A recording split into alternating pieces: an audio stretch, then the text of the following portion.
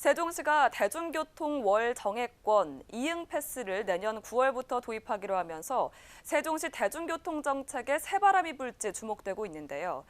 하지만 예산 확보와 이중 지원 등 여러 문제가 계속해서 지적되고 있어 정책 도입까진 난항이 예상됩니다. 보도에 홍민혜 기자입니다. 당초 시내버스 전면 무료화를 내세웠던 세종시. 여러 의견을 수렴한 끝에 월 정액권, 이응 패스를 내년 9월부터 시행하기로 했습니다. 버스와 어울링 등 세종시의 대중교통을 월 2만 원에 모두 이용할 수 있는 세종형 월 정액권 이응 패스라는 결론에 도달하게 되었습니다. 세종 이응 패스는 단순한 정액권이 아닌 정기권과 정액권의 특성을 하나의 카드에 모두 넣은 새로운 완전한 신개념의 월 정액권 개념입니다.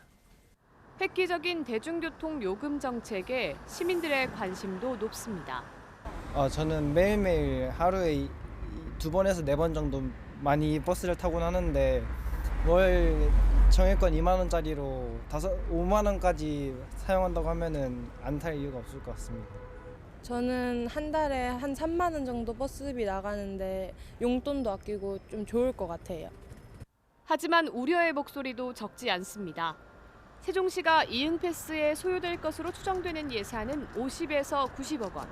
인구 유입이나 신규 건설 계획이 아직도 한창인 지역 특성과 물가 상승으로 인한 대중교통 요금 인상분까지 고려한다면 앞으로 이응 패스에 들어갈 예산을 정확히 추산할 수 없습니다.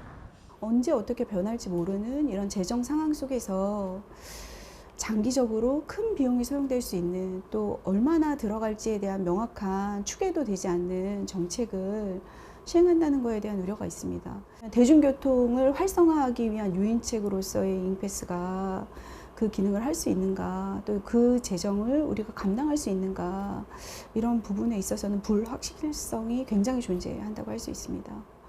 아직 5분의 2 정도의 건설이 남아있거든요. 세종시 행복도시라고 하는 신도심에는 세종시 지방비가 막대한 재정이 지금 투입이 돼야 되는 상황이기 때문에 세종시는 그 어느 때보다도 지금 재정 투입과 관련된 막대한 사업에 있어서는 선후하고 경중하고 완급을 반드시 면밀하고 아주 객관적이고 철두철미하게 따지고 지금 사업이 진행이 되어야 되는 그런 시점이라고 보여지고, 정부도 내년 7월부터 교통비 절감을 위해 대중교통 통합 정기권인 K패스를 추진하는데 이응 패스와 상충하는 부분이 있습니다.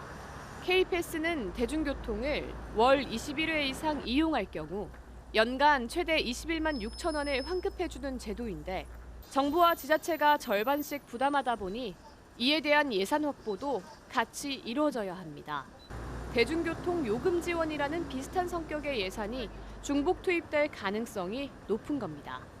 이응패스 제도는 내년에 이제 9월에 제도가 이제 도입이 되는데 그 전에 K패스라고 하는 전국 단위의 지금 할인 체계로 하는 교통 제도가 지금 도입이 예정이 되어 있습니다. 그랬을 때 보면은 결과적으로 보면은 그러면은 이응패스와 관련된 구축 시스템 이 비용하고 예산도 들어가는 거고 K패스도 마찬가지로 들어가는 이런 똑같은 비슷한 제도에 같은 이중적인 어떤 그런 재정이 지금 투입되는 상황, 이것 또한 문제라고 좀 보여지고, 이응패스와 K패스라고 하는 그 제도 정책의 장단점 그리고 서로 보완할 점은 없는지 이런 것들이 지금 시급하게 면밀히 검토되어야 된다고 그렇게 보여집니다.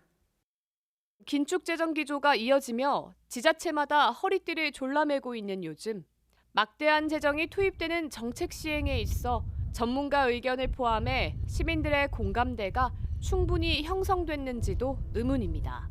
그러니까 시민들을 대상으로 불확실한 정책을 시험하는 게 아닌지, 또는 잘 구축이 안 되면 예산만 낭비하는 건 아닌지, 이런 걱정들이 있습니다. 그 걱정의 기반에는 충분한 검토의 시간이 없었고 실증 기간이 없었다. 좀 조급하게 시작하는 정책이라는 우려가 있습니다.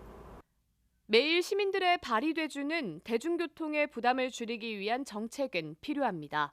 하지만 지역의 내일을 보고 준비해야 하는 만큼 대중교통 체계 개선과 꼼꼼한 실효성 검증이 선행돼야 할 것으로 보입니다. CNB 뉴스 홍민혜입니다.